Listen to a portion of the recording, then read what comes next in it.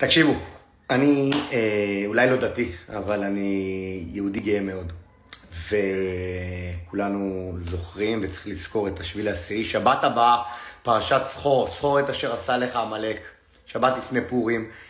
אני מתכוון לשמור בפעם הראשונה בחיי שבת. לא בשביל הגאולה, בשביל אחדות עם ישראל. בשביל החיילים הגיבורים שלנו בחזית. ובשביל היום הלב של רוב עם ישראל במקום הנכון. הלבבות כשרים, ואני אומר, אנחנו שומרים שבת. מפסיקים את השיח המפלג ומביאים את רוח שותפות הגורל מהחזית לעורף. מפסיקים לריב, לא 12 ולא 14, לאף אחד אין את האמת אצלו בכיס. בסדר? לשבת אחת מחשיכים את המסכים, לא ניתן לאף אחד לפלג בינינו שוב. כי בשבת רצחו אותנו כי אנחנו יהודים. בשבת נקום ונגיד, אנחנו גאים להיות יהודים. בשביל שכל אויבינו שחשבו אותנו לאיזשהו עם מפורר ידעו.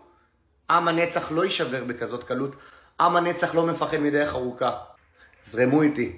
בוא נביא 100,000 יהודים לשמור שבת פעם ראשונה, כמוני.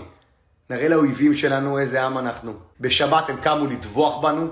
בשבת נקום אנחנו ונאמר, אנחנו גאים להיות יהודים. זכור את אשר עשה לך עמלק.